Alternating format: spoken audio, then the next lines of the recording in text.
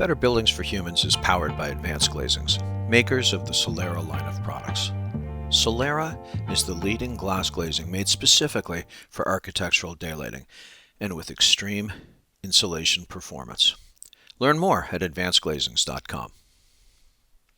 Hello and welcome to this week's episode of Better Buildings for Humans. This is the show where we look at the impact that the built environment has on our health, our safety, our wellness, our general feeling of well-being. And of course, we talk about sustainable design as well. Today, I have a very interesting guest. Mahwish Syed is with us. She is an expert in the world of neuroaesthetics and biophilia.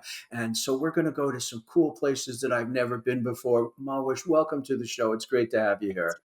Joe. Now, it's an absolute pleasure. I want to start by letting our listeners learn a little bit about you. Tell me about your background and the path that led you to become a design goddess and an expert in neuroaesthetics and biophilia. My gosh, where to begin? I have been dressing bodies and houses for over 2 decades, Joe. And beauty has always been a huge thread in my tapestry.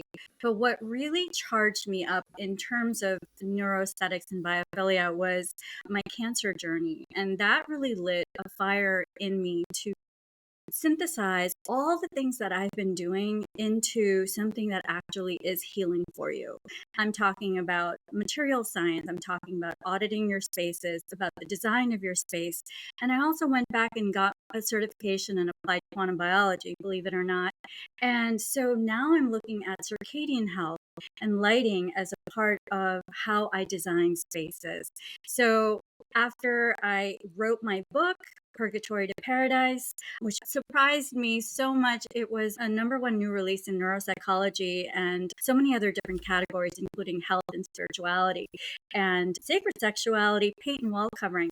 And so why? Because a lot of us, the kind of way we frame things, we are really all about being specific. And I like to step back and look at the general picture and see the interactions between those specific threads and basically understand there is a bigger picture. I'm an outlier. I think outside the box, and definitely my own cancer journey pushed me straight out of that box, which I call my purgatory, if you may. So the book is called Purgatory to Paradise, and I think so many of us don't even realize we're living in a state of purgatory. And how to create that paradise is my sweet spot, Joe. I love sinking my teeth into how I can create a beautiful and healing environment for you. That's beautiful. Okay, I got two follow-up questions. An easy one, first of all, is Purgatory to Paradise available on Amazon? Yes, it's available on Amazon. It's also on Audible. Also on Audible. Okay, I wanted to make sure that we said that. Secondly, what do you mean when you say that we're living in purgatory? Can you explain that one for me? Sure, because a lot of us are uninformed and we don't realize that we're living life as the status quo. So, for example, you and I offline talked about how sometimes biosustainability and human health are sometimes opposing opposites. And what I want to do is divest ourselves of those kind of words and that rhetoric and realize that living in purgatory means waiting to live. Okay, for me, that I'm describing my journey. So waiting to live, I'll give you an example. I won't invest in my space until I can own it because I'm living in this rental. I don't want to invest. So we live a temporary life. Or I'm not going to feel good and beautiful until after cancer treatment. So what I realized is in order for me to heal, I needed to feel beautiful in the midst of the chaos. I needed to feel pleasure in the midst of that. And that was a beautiful framework for me, Joe, in order to deal with life in general, to be able to say, you know what? All we have is our now. That is our paradise now. Why wait until we accumulate X, Y, and Z when we can live our best lives today? And how to design that? That is my life's mission. Oh, I love that. I'm glad I asked. I'm glad I followed up on that. That was a beautiful answer. Let's talk about neuroaesthetics. I'm sure there's a few people out there who really want to understand it. Can you give us your definition of neuroaesthetics and tell us how it differs from traditional aesthetics and art theory? Yeah, a lot of people look at that word on the surface. So they say, oh, aesthetics, it means just, using sight, what looks good. Okay. But for me, and this is like the idea of how beauty and art affects your brain health and your nervous system, right? On a very kind of surface level. Let's go a little bit deeper than the skin and realize that aesthetics for me and how I define it is not just on a sight level, but on a complete six senses level. Six senses, not five, but six. And, sight, sound, scent, all of those things, touch, and the intuition is your sixth sense. That is what I call in my book your inner GPS. And a lot of us have been programmed to stop listening to our inner GPS and to outsource authority to others. And for me, it's about developing self authority and listening and anchoring into your inner GPS. And that's what I teach quite a bit. And in terms of neuroaesthetics, that means follow your intuition. What feels good to you, Joe? Does sitting in the patch of sunlight feel good to you? Sit in it because there are far more complex reasons why we are drawn to certain things. And that is what we've forgotten. We've forgotten a lot of our ancient ways. And by the way, quantum biology for me is really all about how our ancient ways are affecting our health and the veracity and the wisdom of those ways and how to create a modern connection to them is something I constantly am practicing. Do you want to bring lots of healthy, beautiful natural light in your building and still meet energy codes? Try Solera from Advanced Glazings. Learn more at advancedglazings.com.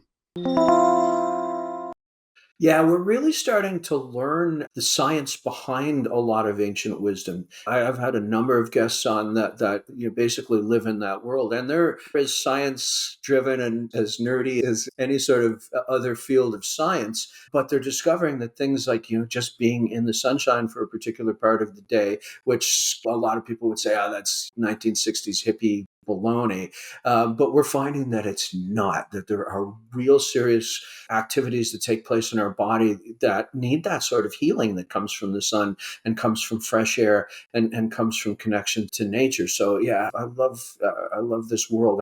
I'm happy where this is going. I want you to connect neuroaesthetics to building science now. Let's have a little fun with that. Yeah. How do the two overlap and intermingle? Before I do, I want to mention also biophilia because what you just hit upon is nature and our intrinsic marriage to nature. I just did a lecture yesterday at Red Door Organization, which is formerly Gilda's Club, and I was talking about plants and how to incorporate plants into your home and why that's important.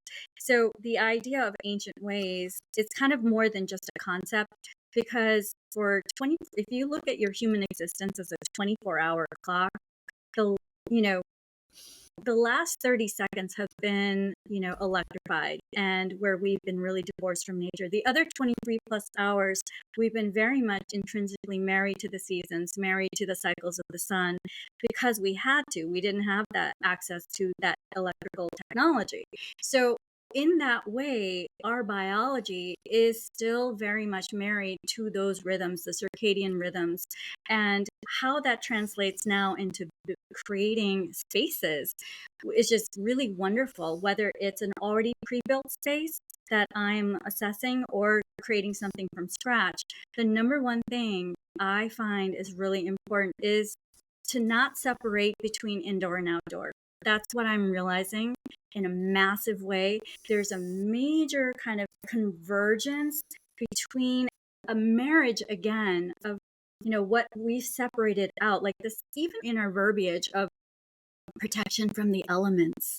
Well, guess what? We need that cold therapy. Cold therapy meant that we were dealing with frost and all these other things naturally, right? We were spending 90% of our time outside. Now we spend 90% of our time inside. And by the way, indoor air is far more polluted than outdoor air. So we're living in a lot of ways a toxic sarcophagus, if you may, in our homes where we're in sealed, enclosed spaces that are emitting VOCs that, basically, especially when it comes to cancer and other modern diseases, we're realizing that over 90% of cancers are epigenetic, which means actually it's the result of your lifestyle and your environment, right? Including the relationships you have, the relationship that you have with yourself. But we are realizing that our homes are the front lines of our health. Okay. And that is something I am really spending a lot of time designing ways, accessible ways in which we can create protocols for ourselves. We don't have to leave the cities. We don't have to go live in this agrarian lifestyle. I'm not saying that you have to isolate yourself, but how to deal with things in a pragmatic way is something I'm constantly working on. Give me an example. I'd love to hear an example of pragmatic ways that we can live in in an urban sort of concrete jungle and still maintain some level of connectivity or a healthy level of connectivity. Yeah, simply by just, and I tell this all the time, opening your window. Because you and I both know a lot of these modern windows are glazed, they're laminated, they block certain parts of the UV, which for, building science, helps you save some dollars. But we need the full spectrum of that light in order for our skin to understand what's going on. So we have photoreceptors not just in our eyes, but all over our skin. So getting that sunlight on our skin, and since sunlight is not polarized, it can bounce off surfaces. So in a pragmatic way, you know what I've done? I'm like a vampire hunter, Joe. I design ways where I do mirrors perpendicular to the window. I put high gloss on ceilings to bring and transfer light into the space. I use mirrors all the time to create that, not just to enhance the view, but to bring as much light into the space. And if you're opening that window, you're getting the full spectrum of the light. I tell my clients, open your window just a few inches in your car. Car windows are tinted. So just that simple act of opening a window changes your body's perception. And a lot of, we're discovering all these studies where, you know, cancer is a mitochondrial dysfunction.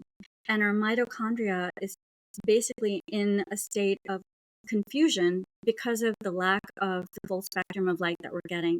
In addition, the very first thing that you should be looking at when you wake up is the brightest point of the sky with your naked eye. Taking off your sunglasses to be able to have that information track with your body will set you up for optimal health. So yeah, I stopped wearing all my fabulous shades, or I wear them, just for fun sometimes. But again, your naked eyes, you need to be able to see that brightest part of the sky. So waking up, I tell my clients to go outside. Don't look at your phone. Please, God, don't look at your phone, but to go outside and get some light into your naked eyes. Love it. All right. Let's talk about how our brains are activated. What happens in our brain when we experience a beautiful or a well designed space? Are there particular areas or networks in the brain that become activated? How much do we know about what's actually happening when we experience beauty? Okay, so here's what I need to tell you, and this is what really got me thinking about this. So, when I was diagnosed with cancer, I was in a trauma state.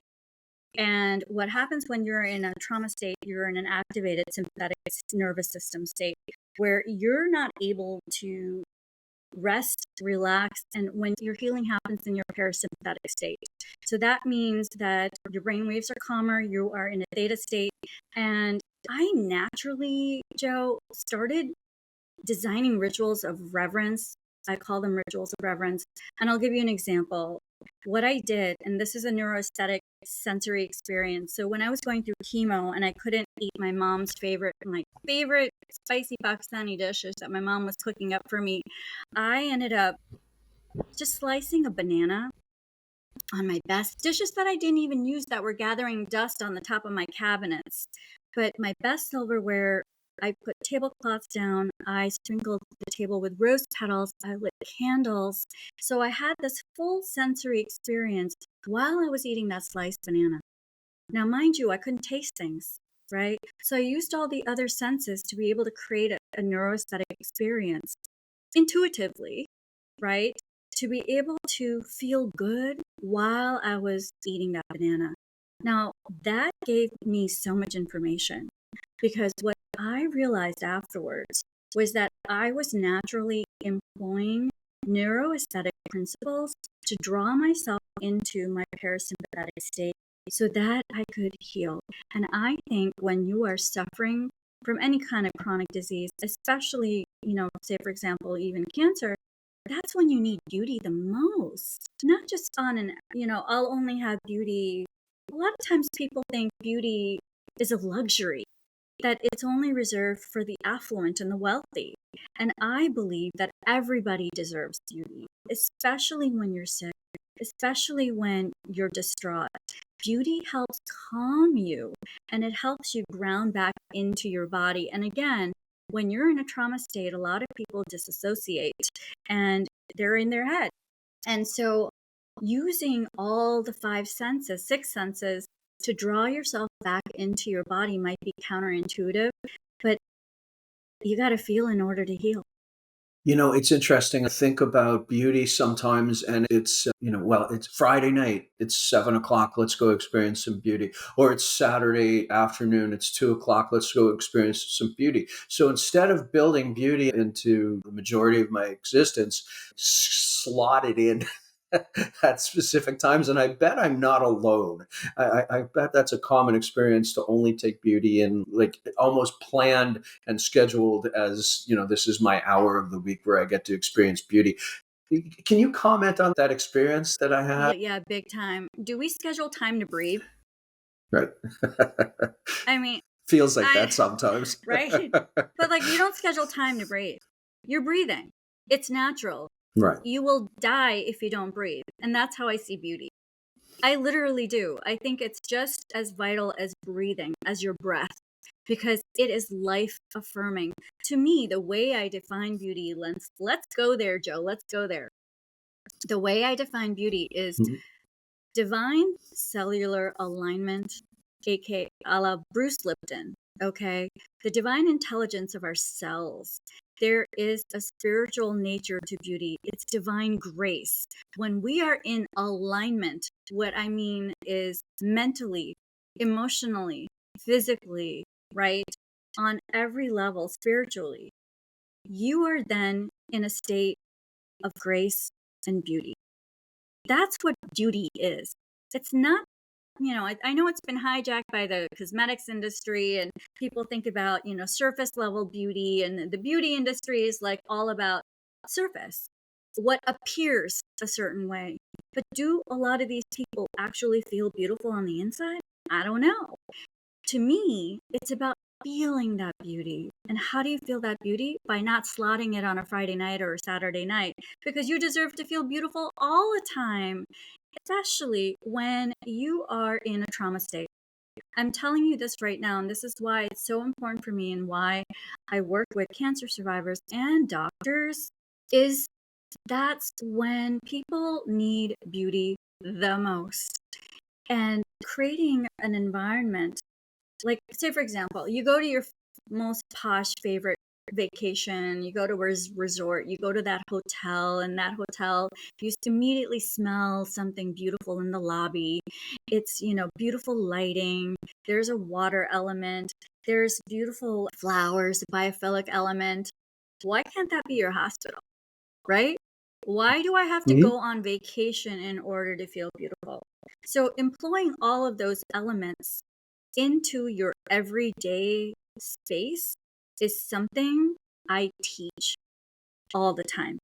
What things you can do without even spending any money or on a flight to feel that feeling that you get when you walk into that hotel lobby. That's what I want you to feel in your own home. Now, is there a universality to that, Malwish, or is it very individualistic? Like, do you have to get to really know your clients in order to suggest the elements that will give them that feeling, or are there elements that are truly universal. And if you did this for one person, if you did this for every person, they would experience beauty. They would have some experience of beauty. Thank you for asking. That's a wonderful question.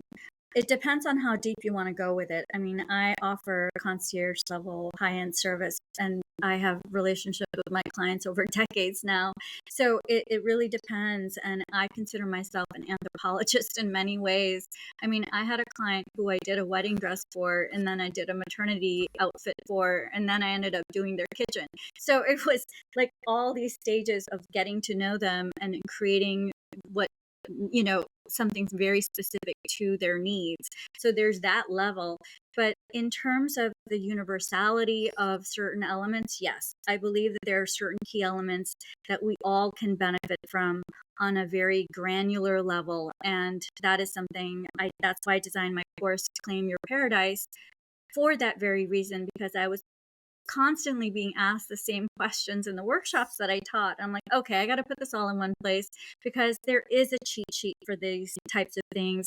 And if you can just employ some of these elements, it will enhance your space, it will enhance your mood, and it'll enhance your life.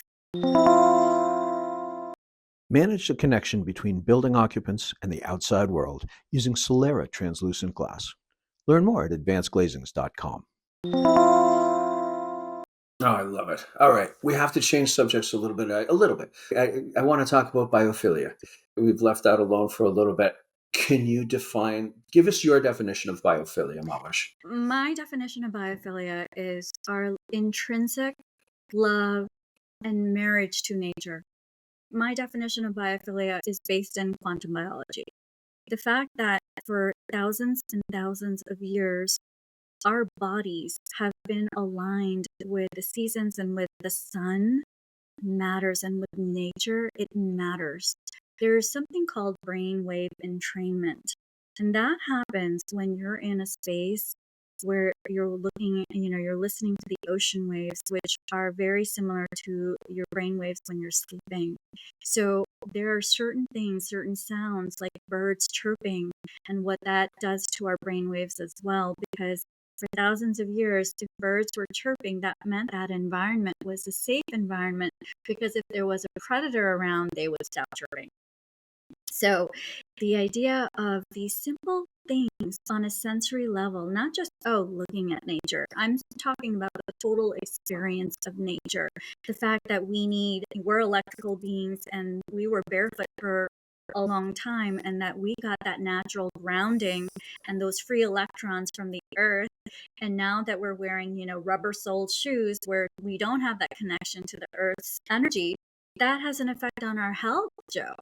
So the idea of biophilia is very deep for me. It's not just, let's have some plants in your home. It's really about connecting to that aspect. And I wrote about this in my book. So the story of Persephone, I must introduce to you, is, Persephone, people may or may not know, is the Greek goddess of the seasons. And she is abducted by Hades and taken down into the underworld, where she eats pomegranate seeds. And in my book, I liken the pomegranate seeds to the apple that Eve eats. And the reason why is that as above, so below. And I think that pomegranate tree down in the underworld was really another mirror image of the story of Genesis.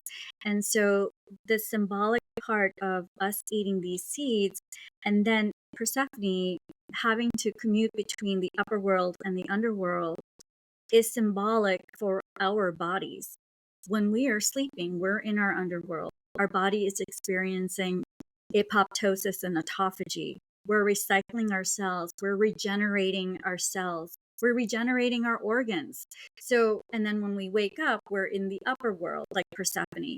And in terms of seasons, too, there are seasons to your life. There are seasons of abundance, there are seasons of harvest, and there are seasons of deprivation or lack. And those parts are also very necessary. Even decay, even death. Death for me is part of biophilia, big time. And a lot of times in modern society, people are scared of talking about death. Cancer, ooh, it's like cooties. You don't want to talk about it. It's like, the scarlet letter. I mean, it was really interesting. having gone through the cancer journey, how many people couldn't handle talking about it or dealing with this idea of death, as if somehow I was bringing them closer to their own death just by associating with me. And so it's really important to stress that death and biophilia are very important parts of our existence. And that is something I'm constantly writing about and meditating on and designing for. Yeah, I love that. John Mc talks about how in North America and Western world we've lost the ability to grieve. Like we've just forgotten it somewhere, several generations ago. It just went away, and now we need grieving consultants to help us grieve. It used to be something that was inherent within our families. Every family knew how to grieve and how to help others grieve, but we've lost it as a culture. It's gone. Movement, like relocation, all those sorts of things, certainly. And then the way we live in large cities where we don't really have a tribe anymore, it vanished. So yeah, that aligns beautifully. I want to talk about overlap: biophilia, neuroaesthetics, and let's throw sustainability in there too. Do the three of them work together, Mahwish? Damn right they do. Damn right they All do. right, let's hear about it. Okay, so biophilia, I mean, again, these are terms, excuse me. I'll give you an example. When you're, are there any right angles in nature? There are some, In, yes, yeah, okay, but but very few above ground. very Like, few. Yeah, it's most of it's at a microscopic level or like a crystalline level. you got it, Yeah, exactly. yeah. So when I'm looking at, say, a forest or even a grassy knoll, whatever, I'm looking at waves, I'm looking at curves. And Right. I see where you're right. going, sort of. So the Yeah. idea of being able to just look at that plethora of leaf structure, it actually does something to your biology. Okay. And what we have done over the course of our modern lives is divorce ourselves from the aesthetic experience of that. And so I don't know if you know this, there was a study done where they took patients and they had a painting of a sunflower field in a room, and then they had a photograph of a sunflower field in a room, and then they had a Jackson Pollock painting. And basically they tracked the recovery rates, and the recovery rates were increased by 30% in both the rooms where they had the sunflower field, whether it was a photograph or a painting. But the Jackson Pollock one didn't. Sorry, Jackson. But the point I'm making with that is being able to just even look at the suggestion of nature had an effect on our biology. And in terms of biosustainability, what is good for us and what is good for the planet somehow diverged in our quest to create, carbon efficiency. And I think what we have to do is understand the nuance between biosustainability and what is also healthy for the body. Okay, I'll give you an example of where they diverge. Recycle plastics. Yeah, we created this monster. Let's greenwash plastic and try to make it, work by doing recycled plastic. Oh, do I want to wear clothing that's made out of recycled plastics? Hell no. It's toxic. It's already degraded. You're going to absorb those chemicals faster because your skin is your largest organ. So, no, I don't want to wear recycled plastic clothes. Okay. That's where, oh, I'm really so good for the environment. I'm not wasting something, I'm creating something great out of it. The other part of it is bioremediation. Bioremediation is a wonderful thing. So, for example, they're doing studies where, they're using mycelium and to be able to absorb certain plastics as well and to metabolize them.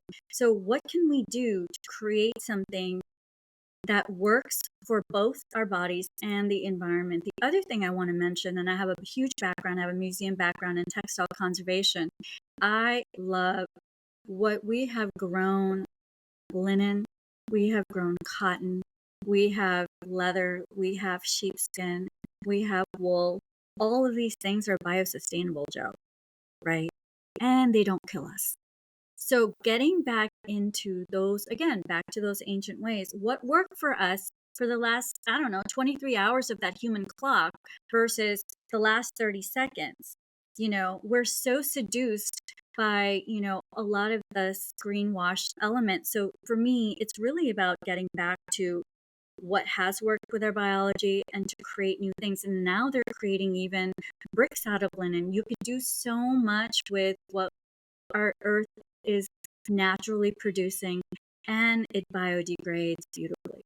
Yeah, my background is I was a plastics engineer, but going back to the 80s and late 80s, early 90s, I worked in that world for a long time. And it's what got me into the world of bringing light into spaces, right? Like the plastic that they use for skylights and stuff like that. Now I look at it and I say, why would anybody put any kind of plastic on a building facade? It's going to have to be replaced in a very short period of time. So that's, additional embodied carbon. It's going to take all those plastics are going to, the vast majority of them are going to end up in a landfill. Recycling is a bit of a joke. Let's be honest. You put, every time you put back through the screw, you degrade it and it becomes less and less useful. So, one or two recycles and, it's not truly recyclable. That's a bit of a myth. Anyway, the more I see people using plastics now, the more I cringe, and I have intimate knowledge of what happens to them. And I just, yes, they have a place. Yes, there are very specific applications where really there's nothing better than a plastic. But for the most part, my goodness, why on earth are we covering building facades with plastics? Anyway, enough about that. Let's move on. I want to talk about. Oh, sorry. Yeah, I want to you add, want to jump in there yeah, too. and all this, Joe, the mold epidemic is because the buildings are not porous. They don't breathe. If you're Right. cladding a building with plastic, you are creating a mold issue. And so this idea of convenience, oh, can't stand the word convenient. I have a visceral reaction to the word convenient because as soon as someone says it's convenient or it's stain resistant or it's washable, I already know that's code for something synthetic and terrible. Right. Right on. I want to go somewhere very specific. We're starting to run out of time, but there's a couple of things that I absolutely have to cover with you. I have you here, so we're going to do this. I want to talk about neuroaesthetics and biophilia in two specific applications. One is hospitals. You mentioned hospitals a little bit earlier, and the other one is schools.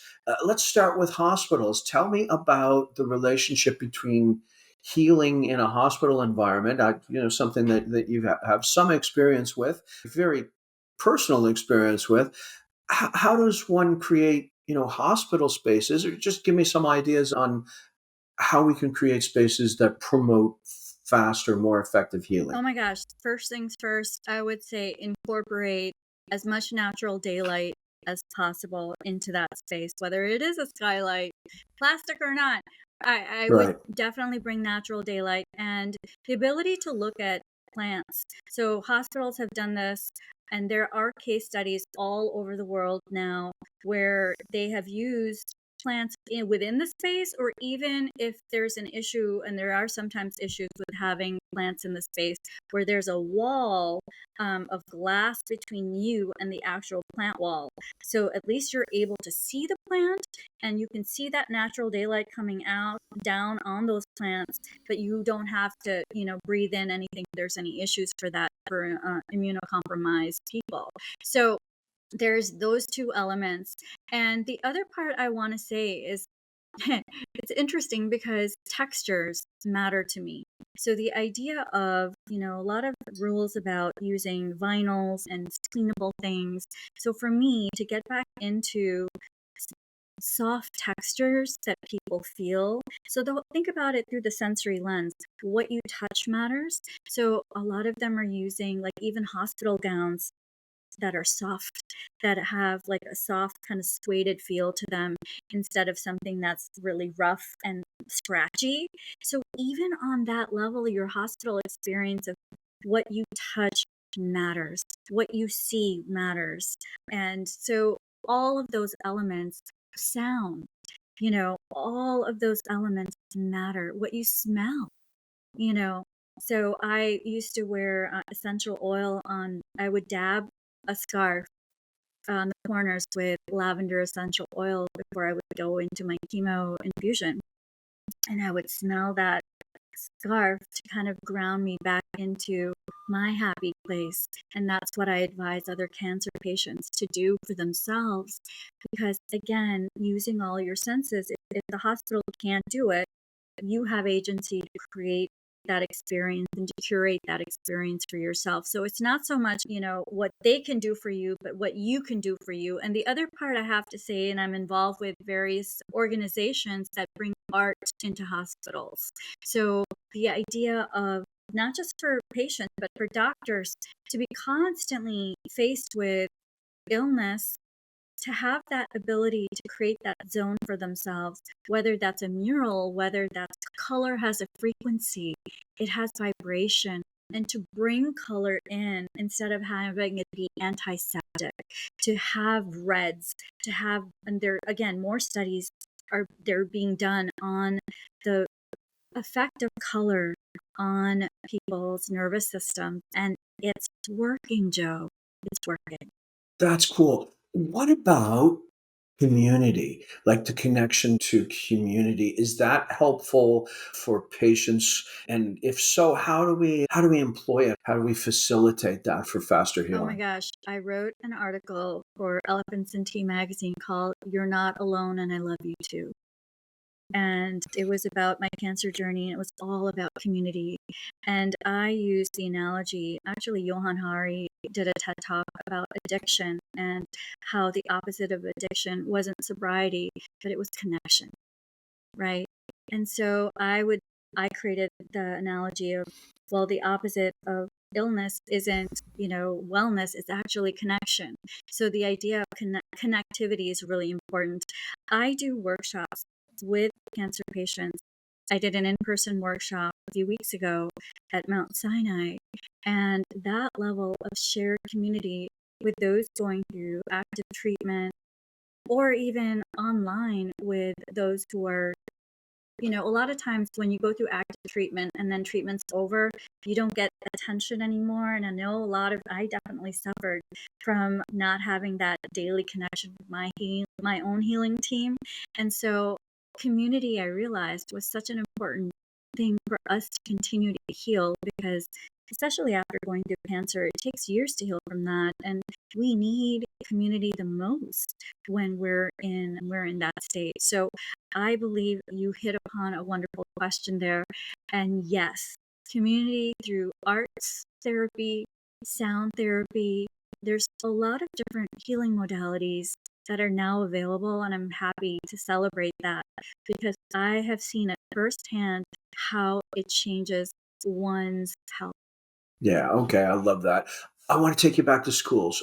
We have to talk about schools a little bit. I do a lot of work with schools. Tell me about some elements that you would build into the classroom to promote, a learning, exploring, an environment of curiosity for the students, but also one that keeps the staff engaged and excited. Because we've all had that experience where one teacher can make such a huge difference in our life.